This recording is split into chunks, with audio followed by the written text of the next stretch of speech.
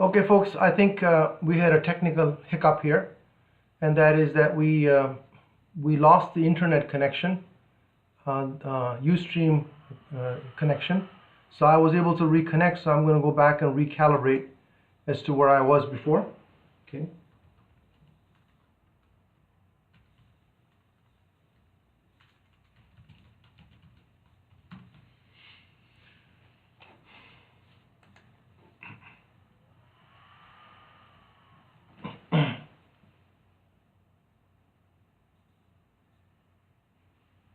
Just hold on a second till I find out exactly where I was.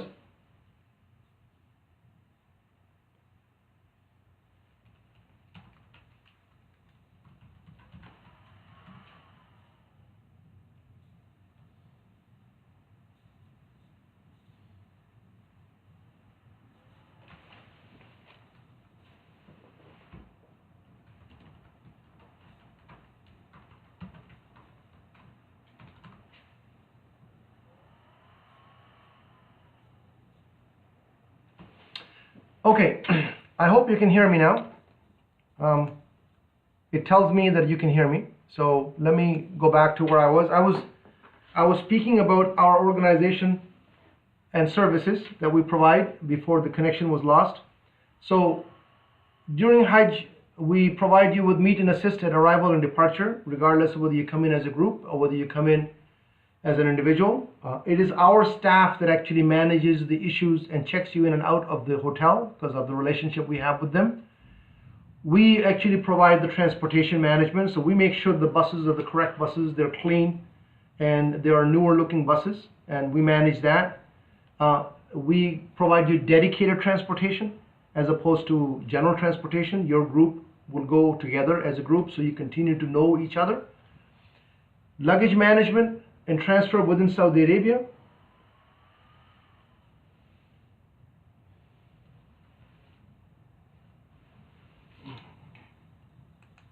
Okay. Hello, hello, hello, hello.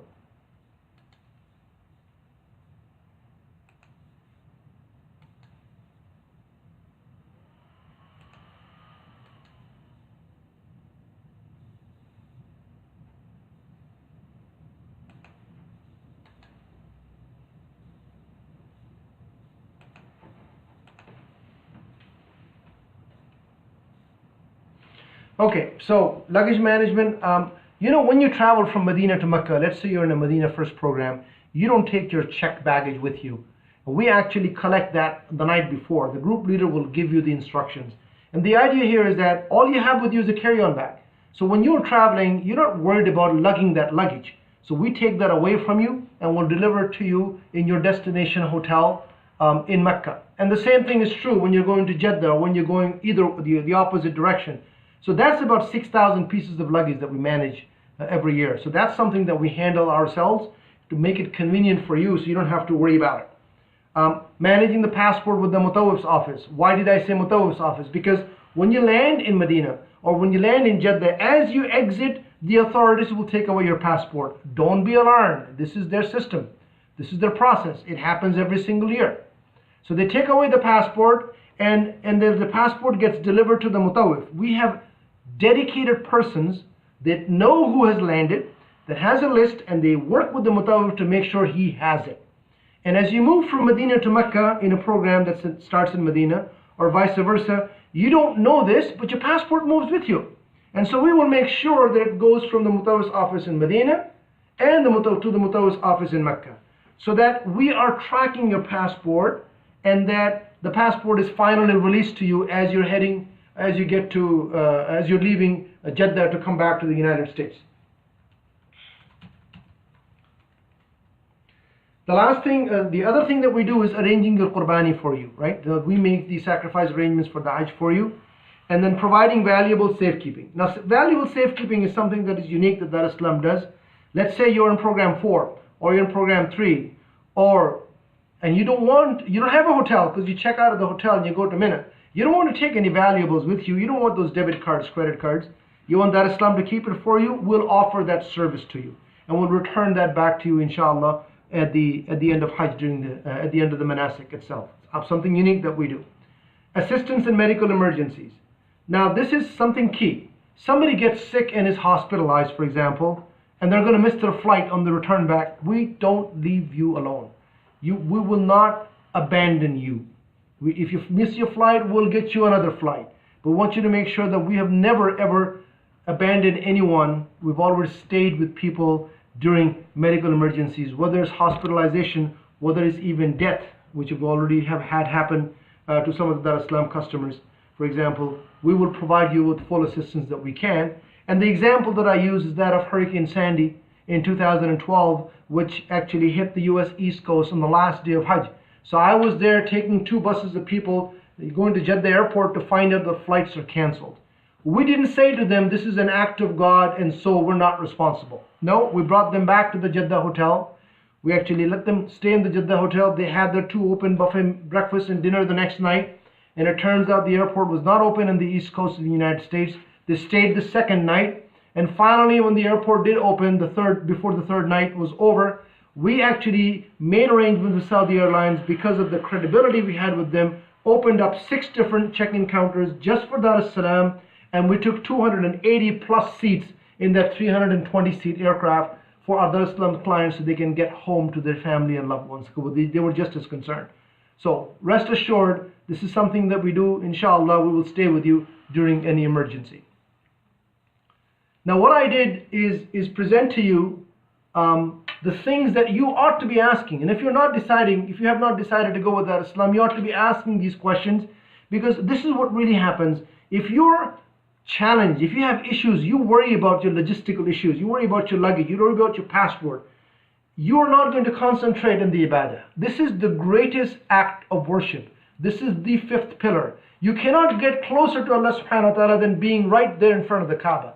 You don't need to worry about any of these things. You need to concentrate on your ibadah. You need to concentrate on your ibadah when you're in Mina, when you're in Arafat, and when you're in Muzdalifah. Our job then becomes, how can I provide you facilities from a religious perspective and administrative perspective so that you can concentrate on your ibadah. So when I mention all these services and facilities, it's all working towards that end goal to make sure that your Hajj is absolutely fulfilling. It's absolutely transformational, which is why I presented all of that prior to. Now you can see where we spend the money. Now you can see why we spend the money. And now I'm going to talk about the options available to you in what the packages are and what you can choose, but those facilities and those services come with them. We have approximately 7 different packages. They are extended time, optimal time, or short duration. Some begin in Medina, some begin in Mecca. They travel on different dates, and they depart from all major US gateways. The idea here is to provide a variety of programs that is suitable to everyone's needs. Now, what is new in 2017? What is new is that for the past 4 years, due to the construction in the Mataf, they had reduced the number of visas worldwide. So we were carrying 20% less people in the past 4 years than we had prior to that. This year, they have reinstated that 20% reduction. So now we can carry 20% more. So we looked at this 20% extra people that will come with us, and we looked at the associated costs. Our costs did not go up by 20%. As a matter of fact, we were able to adjust our cost, but we did not adjust the cost at the expense of our hospitality and the quality and integrity of our services. We will not compromise on that. What we were able to do is maximize our operational efficiency, and it turns out that it provided for some savings, which we pass on to you as a reduction in Hajj packages. So when you look at our Hajj packages, we have reduced the price between 5 and 10% in every package compared to 2016, but we didn't do so at the expense of our quality and services to you. Program 1A and 1B, that's the Deluxe program. We have 2 categories or 3 categories of Deluxe program. Program 1 and 2 belong in the Deluxe category. This is a program that what I'm sharing with you, let me explain what this scale on the top looks like. So on the top you're seeing is Gregorian date. You can see the date, that's August 18, 19, 20. You can see the day of the week, Friday, Saturday, Sunday. You can see the Hijri calendar that starts on the 26th of Dhul Qadr. And then you can see I've color coded as green when the month of Zulhijjah starts, and then I color coded as pink the days of the manasik of Hajj from 8 to the 13th of Zulhijjah. So this is the calendar setup both in English and Hijri. And then I have color coding on the program 1A and 1B rows, and they are: green is for the hotel in Medina, the blue is for the hotel in Mecca. Of course, then Aziziyah is self-explanatory, and so is the manasik of Hajj. So this is how you see it. So you're going to depart on the 18th of August, so you can start your journey on the 19th of August in Medina. So this program starts in Medina first. We love this package because you actually are going to be landing in Medina and you will not be in Ihram. And when you do go to Mecca on the 22nd of August or 30th of Zulqa'dah, you'll arrive early enough that you will perform Umrah with less crowd. And then you can see that between the days in Medina and Mecca, it's a balanced day. And on the 4th of Zulhijjah, you will move to Aziziyah and you will prepare for Hajj in Aziziyah, with the shiukhs and the lectures being held over there, and shuttles available to bring you to the Haram for Salah, for Maghrib and Isha, and as well as Fajr. And then you'll move on to your manasik of Hajj. And while you're there, you can still access Aziziyah during the manasik. And by the way, when you're ending the Hajj, you're not going to rush to perform Tawaf al-Wada. You go back to Aziziyah, and from there you do Tawaf al-Wada before you depart. Now the question is this package right for you? Well, it is a long package. It's anywhere from 18 to 19 days. And the fact is that you are going to be able to travel between Medina and Mecca, which is right here in Medina to Mecca. It'll be an air-conditioned bus. It's about an 8+ hours of a bus ride. And then the fact is that you can stay in Aziziyah in quad occupancy. If you can do this, this is the package for you. 1C and 1D is also a deluxe program, and why we love this package is because this is the best price that we have. And this begins in Mecca. Now you can say, yeah, it begins in Mecca, I have to be in Ihram when I land in Jeddah, but here's the beauty of it. You're beginning in Mecca on the 25th of Zulqa'dah, 17th of August. This is a long ways before manasik begins. So this place here, this is the longest stay you have in Mecca, in any program that we have, any package that we have. And this stay is early enough that you will perform Umrah with relatively less crowd, and you'll enjoy the stay in Haram. Then we'll move you to Medina, and then what you do is when you complete Medina, you come back to Aziziyah, you have a chance to perform a second Umrah again, if you wish to do so. And then you spend the time in Aziziyah to prepare for Hajj, and you'll have access to Aziziyah during the manasik. And again, at the end of Hajj, you go back to Aziziyah, no rush in performing Tawaf al-Wada, and then you can return home after that. Is this the right package for you? Well, you have the time to travel. This is the longest we've got, 21 days package. And you want to start your journey in Mecca. You will be in Ihram when you land in Jeddah. And then you can handle this trip coming in from Medina back to Aziziyah. This trip from Mecca to Medina will be by air from Jeddah, but this one will be by bus back to Aziziyah. You can handle that, and while you're in Aziziyah, you're in quad occupancy. You can do that, and you have then this is the right package for you to travel. And this is the best price we've got. Program 2A and 2B. Again, this is a package that begins in Medina, so you don't have to be in Ihram. And this package is the shortest stay in Aziziyah. You can see clearly. You're going to spend time here in Medina, and then when you depart from Medina by bus, you're going to arrive in Aziziyah sometime late at night of the 6th of Zulhijjah. And then as soon as you check in, you're going to go and do your Umrah. When you come back from Umrah, this is the day and the night that you spend in Aziziyah. And the next day, you're in Mina. And you can access Aziziyah during the manasik. And then at the end of Hajj, you go back to Aziziyah. Now you have a choice. You can stay for 6 days and 5 nights in the hotel in front of the Haram, or you can reduce it. You can customize it. Say, look, I don't want to stay that long. I want to come back early. By the way, this is a period of time for stay. So by shortening the time, it doesn't reduce the price. I just want you to know that, because the way they sell the hotel is they sell them in blocks. You buy the blocks from 14th to 20th. Whether you use one night or all nights, doesn't matter to them. You bought the whole block. So, but it gives you the flexibility of returning home early. That's the whole notion here. Is this a package right for you? Well, you can make it 14 days if you come early, or you can make it the full 17 days and enjoy your 6 days and 5 nights in Mecca. And the fact is you're able to travel here by bus, and you can stay in Aziziyah. Even though it's a short stay, it still will be in quad occupancy. And I want to show you some pictures. So this is a picture of a foam sleeper chair. You can Google that term if you want. And that is, this is on the right side is the picture when it's unfolded. So this is where you're going to sleep. Of course, we're going to give you a pillow and a blanket and a sheet to go with it. But this is how we're going to sleep. And when you fold it up, it's about 16 inches off the ground. This is an 8-inch thick foam mattress, and that's your seating area. And this is for sleeping. So I just thought I'd share a picture with you of what it looks like.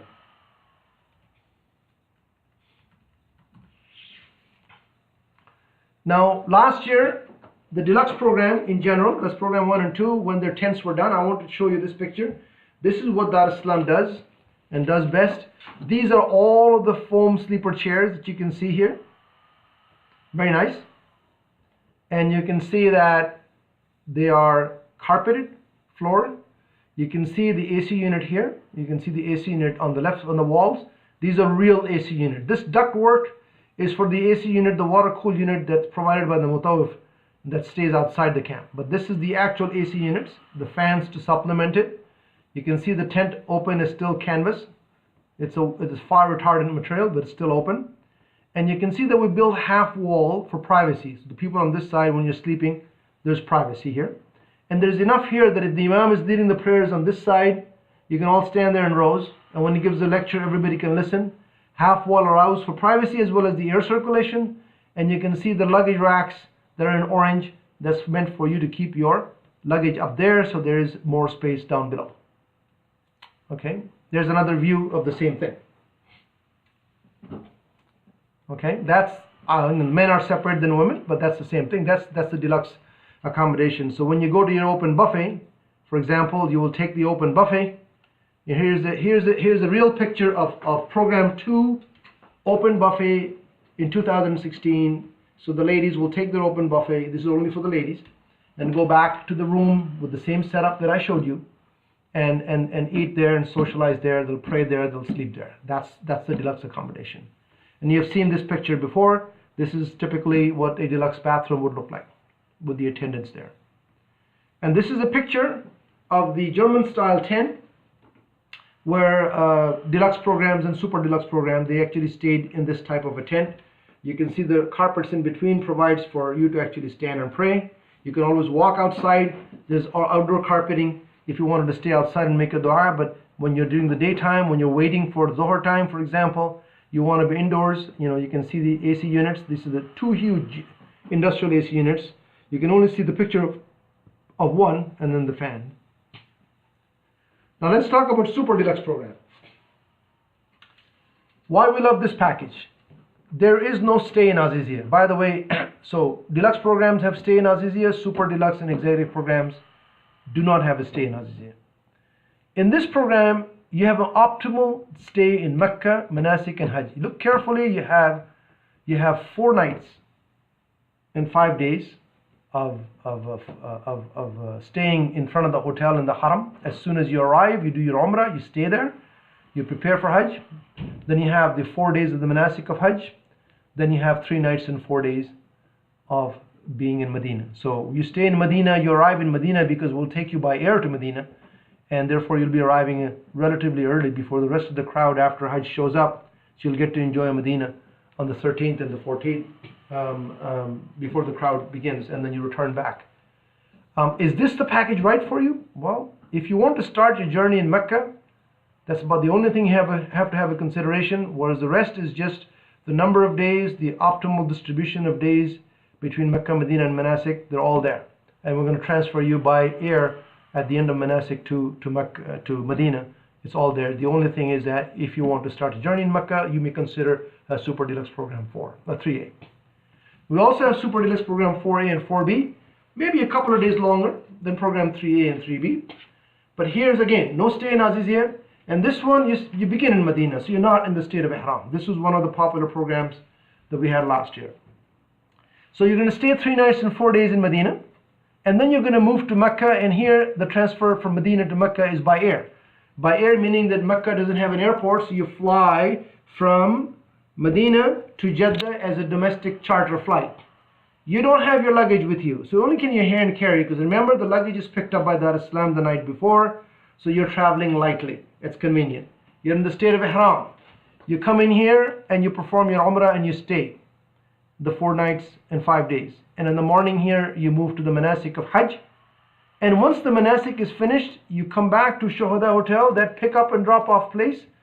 Leave your Mina belongings, do your farewell tawaf, come back to the hotel, get on the bus, and then you go to Jeddah to recuperate, to relax for that 1 night or 1 day or whenever your flight is. So that Jeddah hotel allows you to sort of, get back after 5 days in the camp, shower, get a proper bed, you have your meals, reunite with your luggage, repack, maybe do some shopping. Some people like doing shopping in Jeddah, and then you can just synchronize with the departure from Jeddah back to the United States. So this is what I call an optimal Hajj experience. So when somebody asks me the question, is this package right for you? My answer is this package is perfect. Truly optimal Hajj experience. When you look at it, starting in Medina without Ihram, then you have Mecca, then you have the Manasik, and then you get to actually recuperate, rest in Jeddah, and reset and prepare to come home.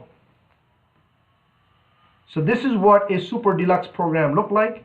I want to share with you in this picture, you can see these orange, sort of looks like an ID card staple. This is what we do. We actually go there before you show up.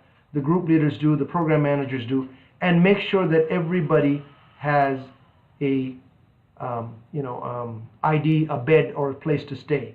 And we look at minor details like this person may have said, look, I use a CPAP machine, so I'll put him next to an electrical outlet because he'll need that. Somebody says, I have difficulty walking, we'll put them near the entrance and exit because he doesn't have to walk too much to go back and forth.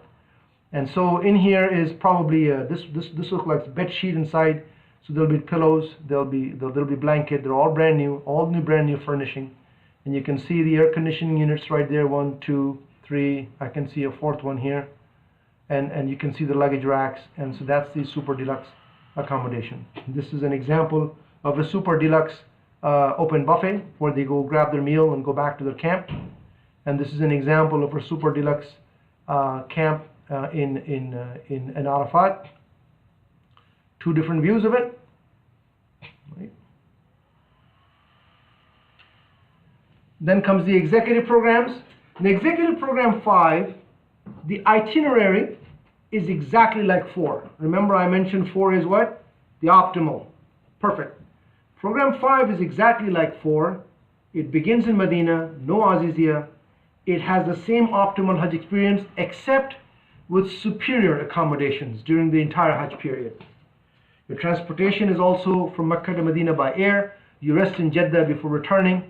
So this package is for those who have enough time for Hajj, but they do not want to compromise the quality of services and comfort. And by the way, I want to stay in Mina during the Manasik. And since I'm going to stay in Mina during the Manasik, I want you to give me the best possible accommodations. So this is what I mean by they have a cot. So this is an example of a cot in their room.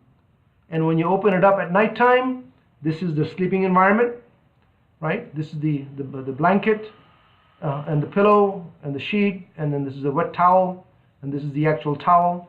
And so when they're not in the room sleeping, right, then they can be in the executive lounge. And this is where they pray their Maghrib and their Isha, and their lectures are held. This is where their open buffet is held. And then when the time comes to sleep, they go into the room. So they're taking far more space in Mina per person than any other program. And that's what I mean by the most comfortable accommodation while staying in Mina is in program number 5. Program number 6, A, B, and C is an executive program that begins in Medina when it is relatively less crowded. And when you do transfer to Mecca and to your hotel in front of the Haram, you keep that hotel with you. You stay in the hotel is yours until the end of the manasik of Hajj. So you have the option of going from the hotel to perform Umrah, and you go to the hotel in Mina that day, the first day, or you have the option of actually going straight to Arafat. And when you come back to Mina, you stay in the executive lounge, and then you leave the executive lounge and return back to your hotel at night. So you're using the bathrooms in the hotel. You have proximity to the Haram in the hotel. You can perform Tawaf al-Ifada whenever you want. You actually get to pray Jummah, which is the day of Eid, on September the 1st, because you have your hotel room. You actually get to perform Fajr prayers there because you have the hotel room. But you will go on 2 days in a row, on the 10th of Zulhijjah, 1st of September, and the 11th of Zulhijjah, 2nd of September, from your hotel to Mina, to the executive lounge, stay there till the middle of the night, and then return back to your hotel. Some people will stay on the last night, the entire night in the executive lounge, so they can throw the stones first thing in the morning, and then return back, and their Hajj is complete. So this is for those who want to visit Medina as well as Mecca. They don't want to cut short Medina, but they want to do so in the shortest possible time during Hajj, and do not want to compromise quality and services of Hajj. As far as the itinerary is concerned, you can call us for more information. We'll provide you that over the phone, inshallah. Program 7 is also an executive program. This is the one that has the shortest duration for Hajj. This is very unique. This is for those this is only on Saudi Airlines from Washington, D.C. You're actually arriving 2 days before Hajj starts. That's a very special flight. The last flight to land is on the 4th of Dhul-Hijjah using any airline, but this is very unique. This is only Saudi Airlines, only from Washington, D.C., departing on the 27th of August, landing on the 28th of August. You're going to go to your hotel in Mecca. You're going to perform your Umrah. You'll have enough time to rest. You have all day of the 29th to rest, and then on the 30th, you're starting your manasik. And your hotel room, you retain that throughout the period. And so when you do go to the manasik, you are going to be in the executive lounge both in Mina and Arafat during the manasik. You will commute 2 days in a row between Mina and your Mecca, just like in program 6. And then you have a choice. You can say, I only have that much time.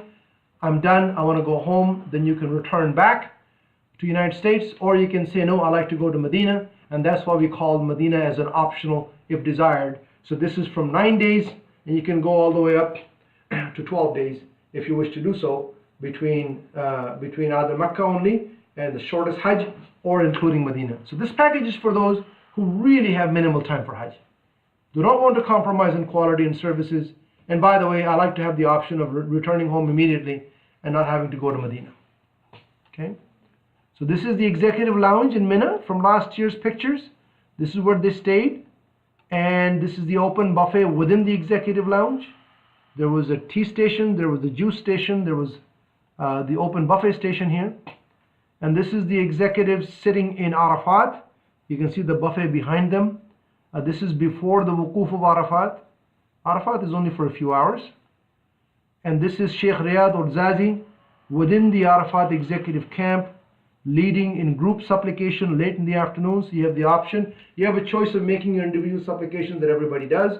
You also do group supplications. And this is the private bathrooms that we have in Mina.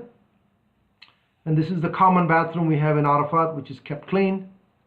And that's the end of all of the packages in terms of my description for them.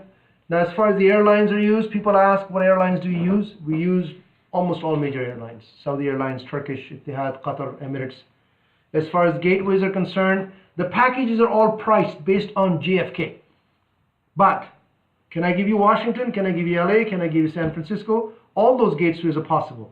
However, if you chose a program, and let's say if I take a program and that program has a particular airline, if the airline serves the gateways, you have the seats available from that gateway. If the airline does not serve the Miami gateway, then you will not have, Saudi Airlines will not give you from Miami, for example. I'll give you JFK, I'll give you Washington, I'll give you Los Angeles, for example. You will not have Miami for Saudi Airlines. But if I gave you, for example, Emirates, you will have Miami, for example. So departure from specific gateways based on available airline for that program. The way it works is that if you register with Dar El Salam, by the middle of April, you will receive an email saying, for your program, these are your airlines. This is the standard airline. These are all the other options you have available for gateways that you want to take, the airline you want to take, etc. But the departure from other than JFK normally comes with additional charge, because the airline will charge you more. If I'm departing from JFK, it's less for me to pay than if I'm departing from LAX. So there will be some additional charge, and you will actually then respond to that email by saying my first preference is this, my second preference is this, and then we work on those preferences and confirm it, and then return the confirmation to you by June, inshallah. This is how the airline selection works. So what do I get in my Hajj package? Well, it includes airfare from JFK and return on standard airline, but we give you the airline options if you're going from other gateways, and you can respond to those. All accommodations and meals, as I mentioned, to open buffets in the hotels in Mecca and Medina and Azizia, open buffet in Mina and Arafat. All transportation and transfers, whether it's by air or by bus. All Hajj services that I mentioned in here as specified in the website. What's excluded from this is the Hajj draft. This is required by the Ministry of Hajj, not Dar El Salam. This is required from every Haji, and really what this is that you're paying partially, a drop in the bucket. You're paying for the way they manage Mina. You're paying for power, you're paying for sanitation, you're paying for electricity, etc. So every Haji is required to provide that, and then amount could change. And so we leave it alone, but it has been $300 for the last few years. Sacrifice for Hajj is $150, that's excluded from the package. And I've added Hajj visa fee. I don't think there will be any Hajj visa fee. There will not be any Hajj visa fee for a first time person going for Hajj. They may ask for those going within five years, they may not. And so that's details to be confirmed. And if it's so, it'll be excluded from the package price. And I think we're just waiting to hear from them. And any domestic flight to international gateway is also excluded from the package price. What do we provide as complimentary items? You get your backpack that's useful during the manasik of Hajj. Ihram is distributed for men in the United States for those whose programs are starting in Mecca, because you have to be in the state of Ihram when you land. It is distributed in Medina for all those programs that are starting in Medina. We provide prayer rugs that's useful during travel, during manasik. Shoe bag with a drawstring. I never carry my shoe and leave it somewhere. I put it in the shoe bag and I carry it with me inside the haram. In Masjid al-Nabawi, there are some small areas. There are shoe racks in everywhere, and I just make sure that I know where I put it. But being in a bag, a Dar El Salam bag with the drawstring, it makes it very unique, so nobody else carries it, takes it away. Hajj and Dua books, and we also give a 5-liter packed Zamzam bottle for you to bring home to your family and loved ones. How does one register for Hajj? You go to our website, take a look at all the Hajj packages we have, and within each package you have a choice of booking that package. So you make the booking in the package of your choice by completing the form and submitting it online. But you follow up the booking with a deposit and a copy of your passport. There are many bookings that we received, but we don't receive the deposit. And then sometimes towards the end, when I only have a few spaces left in the program, what tends to happen is that people will come and say, but I made the booking a month and a half ago, but I'm sorry, there's somebody else who made the booking after you, but he actually followed up with the deposit.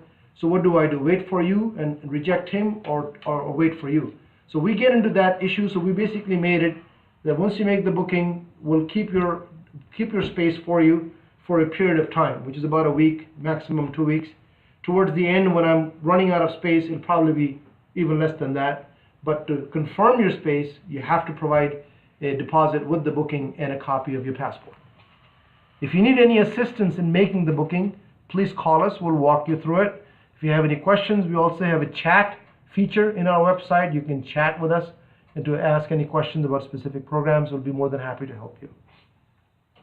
Thank you very much for your patience. I know it's taken a longer time, but I do apologize for the technical hiccup. Again, this is a variable outside our control, but I'll be more than happy to answer any questions that you have in this webinar. Question, can you please repeat the date when they'll have the airline options? We're working with the airlines, and we're waiting. This is very, very common across the board, not just Dar El Salam, that the airline takes all the requests in, and then they will send the confirmation sometime in April. So we are expecting to receive confirmation from the airline. Our request has already gone into them months ago. They expect to receive the confirmation from them, and then we'll send the options out for each of the program by the middle of April at the latest, and you'll know. And then you'll have about a week or two to come back to us and respond back and say, okay, I need this as my first choice and this is my second choice. Second question is, my mother will accompany me in a wheelchair. I want to take care of her through all events. Manasik, how do I do that during men and women separation? How is my mother taken care of in wheelchair when she's not with me and when she has, as events have separation? Do you have any picture of toilets and shower? Okay, so wheelchair, if you're going to be, you take your mother with you, travel-wise, that's not an issue. Being in the hotel together, going to the restaurant, and that's not an issue. In Masjid al-Nabawi, for example, you can take your mom, but somebody else has to actually take her inside because there's no other woman, because you cannot go inside yourself. Sometimes the row comes back outside, so you can take her as far outside as you can. And what I've seen sometimes people do is they ask somebody over there, can you take her in? But then you're going to have to ask this person to come back in. Otherwise, you have to have somebody that helps your mother, who is a woman who helps your mother, and be with her. And that's the better way to do it, if you will. But you can do it only this way, that you can go as far. I don't think Mecca would be as much as a problem, because even though women pray separately, but men have access to that area. You can take your mom, put the wheelchair there in the women's area, go do your salah. You can come back and pick her up from there and bring her back to the hotel. Hotel itself is not an issue. Travel is not an issue. In Mina, for example, she'll be in the women's tent, and then she'll be looked after by the other women, and basically on a volunteer basis. Nobody is going to give you a guarantee that she'll be taken care of 100%, because we don't have a dedicated group leader to a particular person, because the group leader's responsibility is across the program itself. So there is another service that we offer, and that is if somebody says, look, I don't have anybody to push the wheelchair, in which case we will actually hire an attendant, but you're paying for him not because he's available to push the wheelchair, but he's also going to end up doing Hajj with you. So you're paying for his Hajj as well, because he's going to be there throughout the monastic. That's another option. So give us a call. But we have seen people with wheelchair. We've seen men and women in this situation. If you're there to push her, the challenges will be mostly, I would say, in the Haram and in Mina, but not in travel, not in hotel.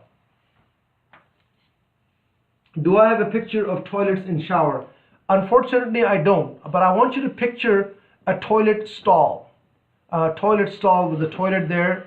It's tile floor, vanity baskets in the back, hooks in the front and the back side of the door, and the shower is handheld shower is on the side. What I normally do is I close the toilet lid and I actually clean the floor, just wash it up. It's actually clean. There's nothing wrong with it. People are not used to the fact that it may be wet, but it is actually clean as such.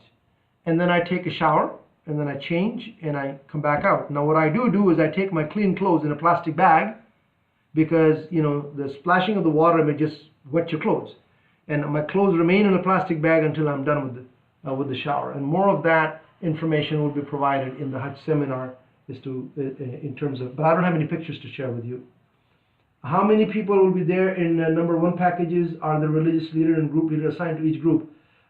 We have finite capacity in each of the packages, but we do have a religious imam assigned to each program. So 1A will have an imam, 1C, 1D will have an imam, 2A will have a separate imam, and 2B will have a separate imam, and that's always going to be there. And then the group leaders, if I have, let's say, 200 people in program 1, for example, or let's say 1B, then I will divide that up to say that each group leader is responsible for 45 people. So I'll have at least 5 or 6 group leaders. I'll have a ladies representative. I'll have a program manager for all of program 1. These are all part of how we manage the services to make sure that there's not too much responsibility on one person, so that you have a dedicated person to look after you. How do you travel between Mina and Dar El Salam apartment hotel? So when you are in Mina during the monastic, this is how I understand your question, and you go back to the Dar El Salam apartment hotel. The traffic, assume the traffic is not there. The distance is 1.25 miles. Most people end up walking there. If the golf carts are available, I will take you to the golf cart to the inside part of the tunnel and leave you there. But there is no shuttle per se. It is very wrong to suggest there will be a shuttle or assume to be a shuttle, because I know that if the roads are closed, no shuttle will work. The only thing we've got that besides walking is that golf cart. If it is available, it will take you to the end of the tunnel, and you can then go from there to the building, but on the way back you may have to walk back, and the distance is 1.25 miles. Is there a way to buy business class airfare? Absolutely. What you need to do is send your request in. If you've already registered for Hajj and you have a registration number, give us a call or send us an email and tell us that you want to be in a business class, and we will provide you the fare, and then you can make a decision on buying a business class seat. And by the way, your question is valid. Timing is important, because the business class, when it becomes available, it goes out pretty fast. So I mean, if you're interested in business class, it's a good idea to make that decision in the next couple of months, or so for business class. What is the earliest date we can leave for Hajj this year? September the 3rd. The earliest date is not September the 3rd you can leave for this year. No, you can't. You mean if the answer is what the earliest date you can return back, then I would say the earliest date is likely to be September the 4th. But if what happened last year, which is the General Authority on Civil Aviation and Saudi Arabia comes back and says you cannot return before early morning of September the 5th, then that will become the earliest date. Hajj is over for almost all the programs, is going to be over on September the 4th. That's the 13th of Zulhijjah. You are staying the extra day in Mina. Hajj is over for program number 3, or those programs that are going to Medina immediately after Hajj on the 3rd of September in the afternoon. So you cannot depart at that time to return back to the United States. You have to wait till Hajj is almost over. Hajj is over on the 13th. So the first flight out will be on the 5th, most likely. But we'll see when the time comes. We don't have clarity on that, but it will not be the 3rd for sure. How much time will it take travel between Mina and Makkah hotel during Manasik? Are we going to spend too much time in the bus? In all honesty, I would say it all depends on the traffic. We normally leave around 3 o'clock and we make it in about an hour and a half or so. My only concern, if there is any concern, is that today, this year, I think the 1st of September, which is the day of Eid, which is the first day when you return back to the camp, it would be a Friday. So by 3 o'clock, all the traffic should have cleared. Most should have been cleared because people are there for Jummah. Those who want to stream there for Jummah will probably return at that time. So I would say there might be a bit of a traffic, maybe an hour and a half to get from an hour, would we say, from your hotel in Mecca to the camp in Mina. There is not much of a traffic on the way back though. So when you're returning back, that's not as much of an issue. It's when you're coming in. We have booked and paid deposit and password program 6B. However, we have not received a confirmation. Oh, this is from Toronto. Well, give us a call. Give the Toronto office a call. If you've paid, normally when the record is set up, an invoice is sent to you, which acknowledges the payment. But if you're seriously concerned, give us a call, 9141, and registration number. Will there be a recording available for this webinar? Maybe guide them to the sessions that are already posted on the site from last year. No, we're not making any recording available. This is simply a live session that we're doing. We have done 3 sessions already. This is the 4th one, and we might be planning another one sometime in the middle of February for this session. Assalamu alaikum. Is program 6 only for Quran? Program 6 ideally is for Quran, but I have seen people who actually perform tamattu with it. There's nothing wrong with that. They will come in from Medina and they will actually perform their Umrah, and they will come out of Ihram, even though it may be out of Ihram for 4 or 5 hours, and they'll be back in Ihram for Hajj, and that would be tamattu. So some people would not want to do that and therefore assume Quran, but you'll have the opportunity to do both. And you know what, the most important thing is that you'll have the Sheikh with you in Medina before you come, and you can clarify further with him. But personally, I have seen people do both tamattu and Quran with it.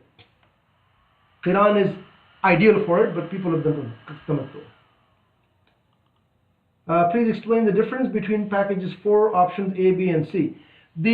Any package where you see an A or a B or a C, that lettering difference is of the stay in the hotels. The hotels have different rate. For example, if you're staying in Dar El Salam Intercontinental, that's an expensive hotel. I mean, just because they're maintaining their 5-star services and they are in that close proximity to the Haram. So you're paying for the hotel differences. The itinerary remains the same. The rest of the services remain the same. It's either the hotel in Medina or in Mecca, or in some cases both. That's the difference between A, B, and C. And that's why the price difference is because of that. Are there options to stay overnight in Mina for program 6?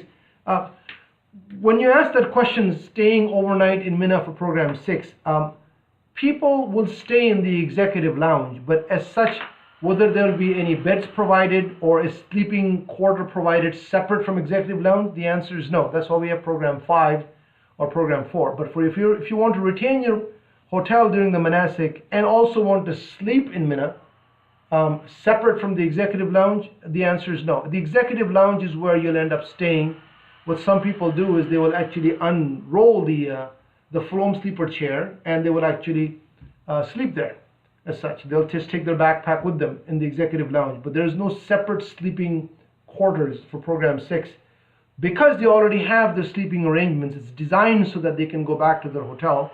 But if you choose to stay in Mina, we're not going to stop you from staying in Mina. You can stay there, but you're going to be staying in the executive lounge and you'll just unfold that foam sleeper chair and stay there. Does the registration deposit cover a portion of the Hajj package price? Absolutely. And if you've paid any monies to us as registration or even pre-registration, that is going towards the package price of the program. So if you look carefully, it is paid in 3 installments. You pay a deposit.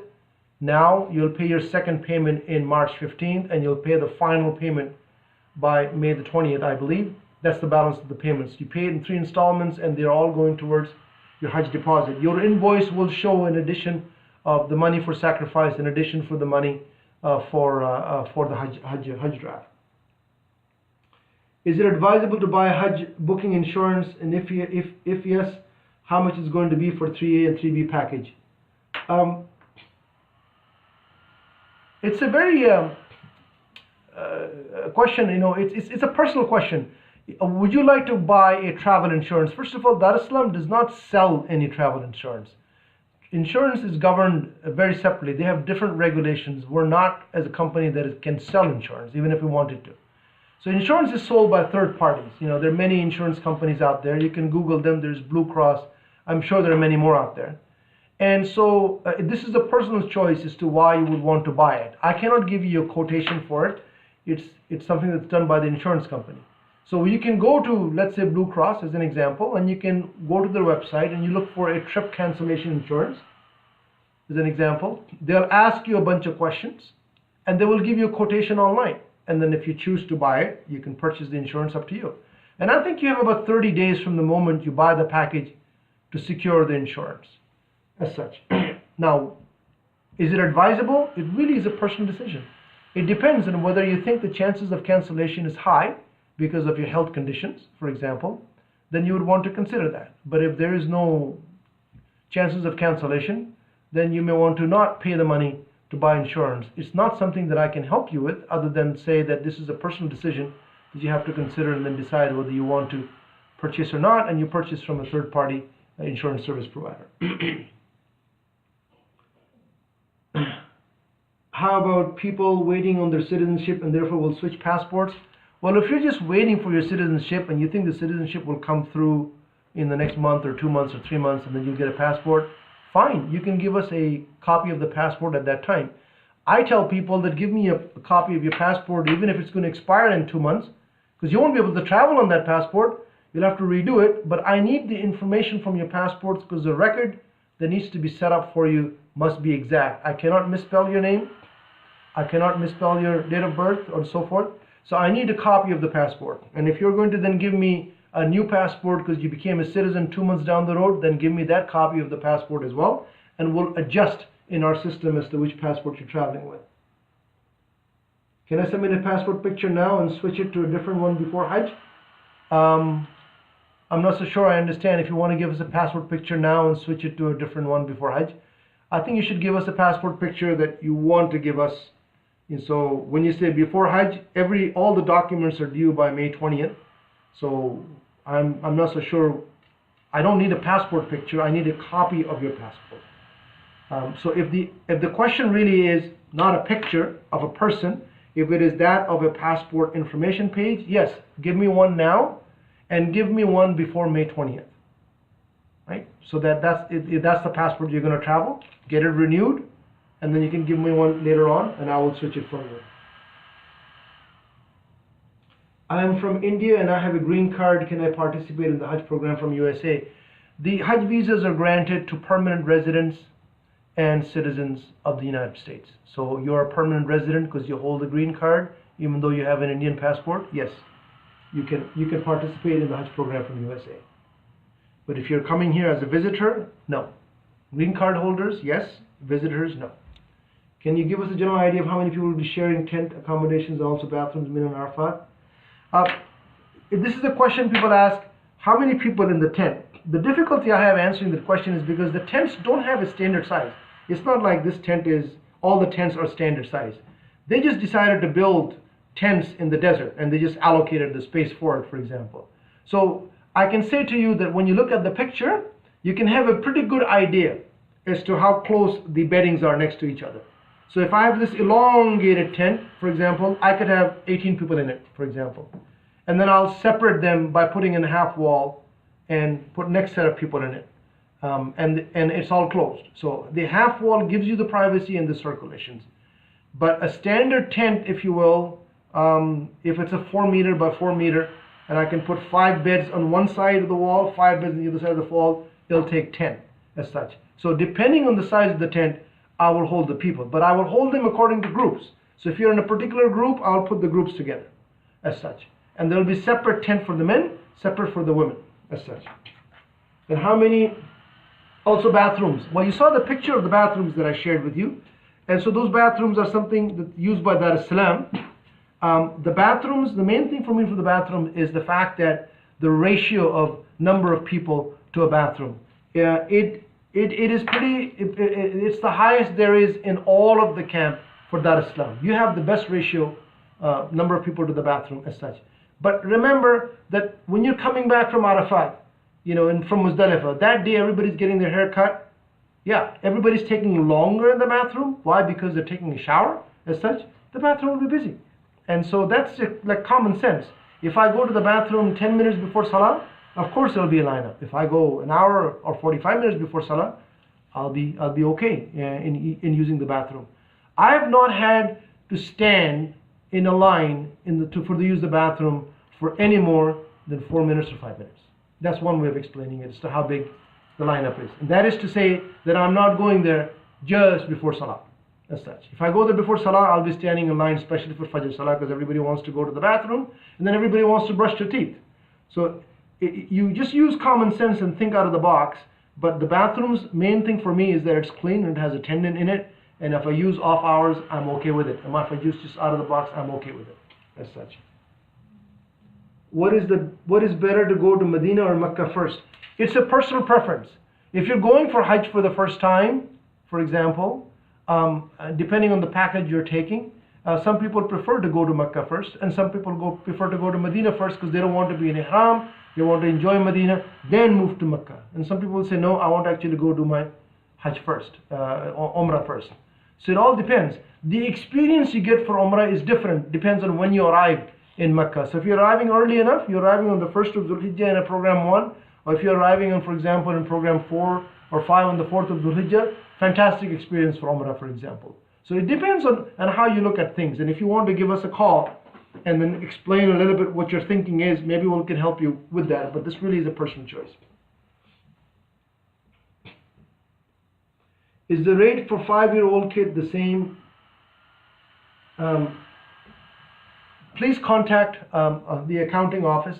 But the child's the price for a child, not an infant, a child who is under 7, is pretty well the same that's published throughout Dar es Salaam, because you're looking at the hotel is where the saving is in terms of child not occupying a bed, but the rest of the charges by the mutawif and by the transportation and so forth is based on the heads, not the age. Is based on the heads per se.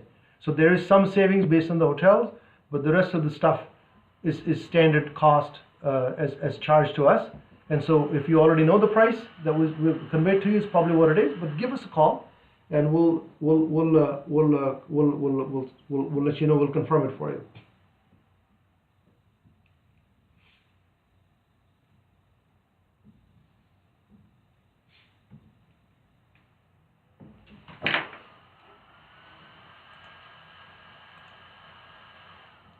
Okay.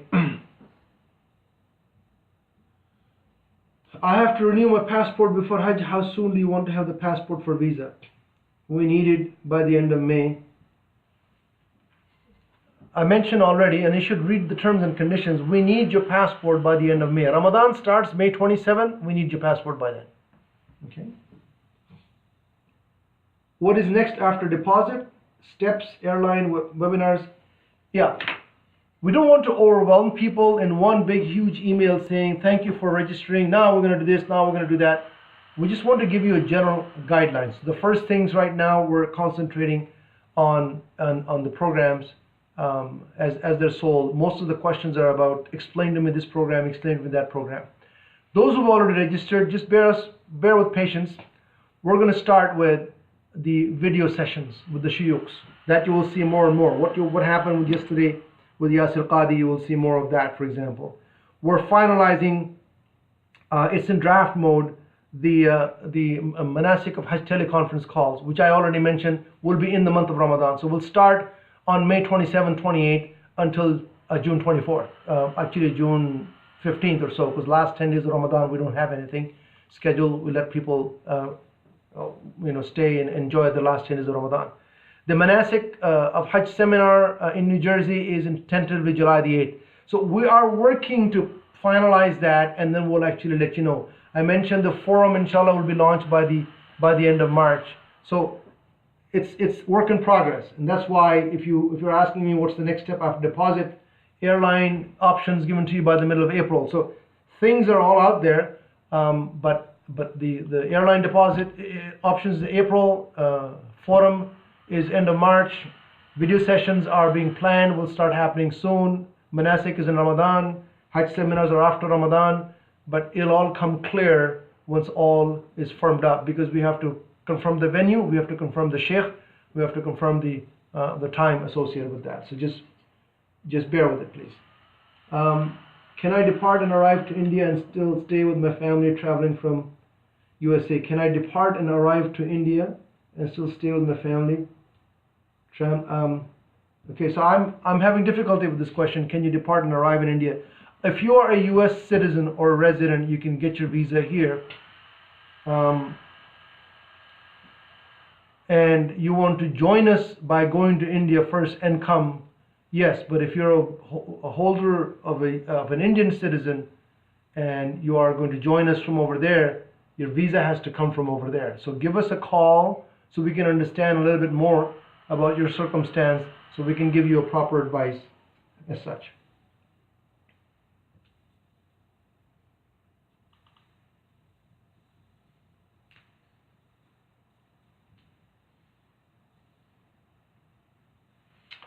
Assalamu alaikum. Is guidance during Umrah and Hajj available in Urdu? Many of the shuyukhs, they travel with us, they speak Urdu, for example. We do have a session available in Urdu on the Manasik of Hajj. That is one of the sessions that is held, generally speaking, after Ramadan. And so the answer is yes, when it comes to performing Hajj or the Manasik of Hajj.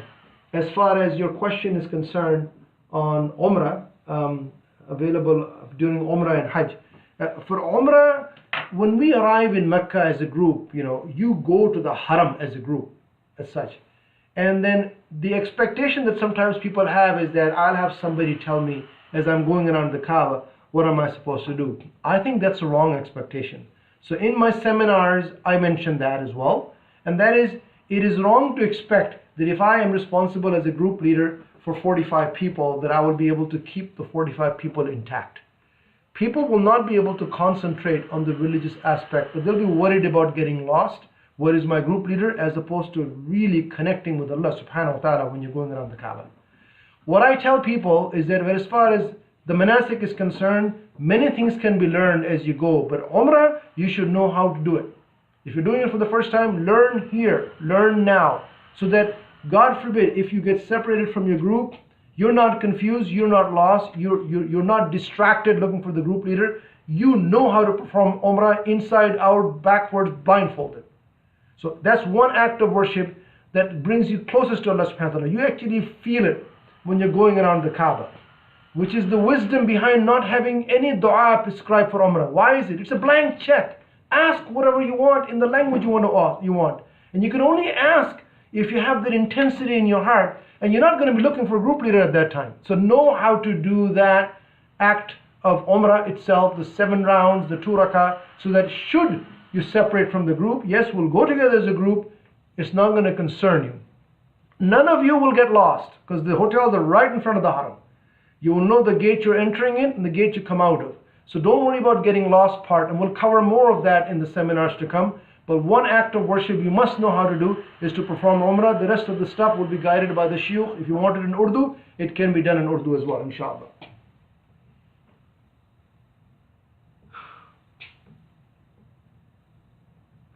For US citizens who would like to go for Hajj for the 2nd consecutive year in 2017, are there any additional fees? You know, this is a fantastic question. You know, they announced the fees for Umrah and Hajj in October, then they rescinded the fee for Umrah, but they sort of redefined it for Umrah. So if you were going for Umrah in October and you had gone in the last 3 years, you had to pay 2,000 riyals, and some people did. But then they said, no, we're going to change that. If you're going for Umrah for the first time in this Hijri calendar, no fee. Subsequent time, 2,000 riyals. They also said the Hajj is 2,000. Then they said we have rescinded that. We're just waiting for confirmation as to what that really means. So be prepared though, if you're going within 5 years, that you may have to pay. But we don't know is the right answer. We don't know whether you have to pay or not. We're just waiting for them to clarify it. So we're waiting for the proper instructions as such. How much US citizens should be concerned going for Hajj this year, looking at the political climate of the country? US citizens should have no issues. US passport holders should have no issues at all. I mean, there's no issues at all with the US citizens, etc. So they shouldn't worry about it at all. Okay, are we restricted? This is the last question. Are we restricted to a single bottle of Zamzam to bring back, or can we make so people say I can bring more in our luggage.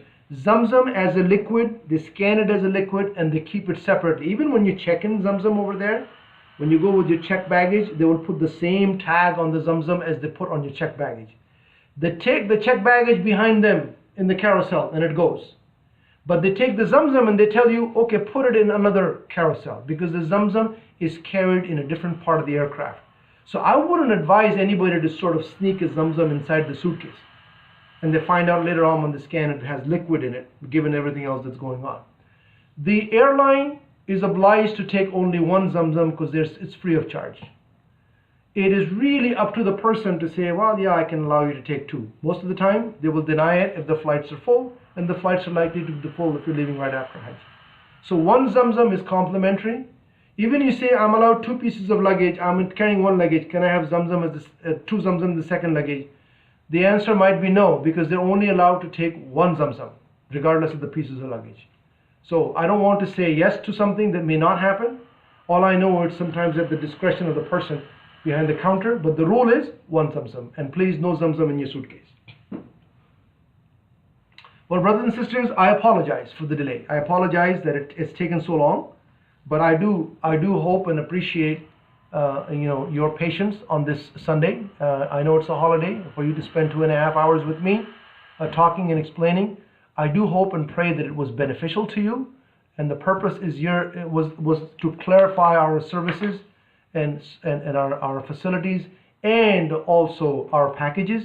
If you have any questions, please feel free to contact us. We'll be more than happy to answer them, and I hope and pray that you have a wonderful weekend, and we're available to you to answer any questions regarding Hajj. Let's end this properly. Subhanak Allahumma bihamdik. Nashhadu an la ilaha illa ant. Nastaghfiruka wa natubu ilayk. Assalamu alaikum wa rahmatullahi wa barakatuh.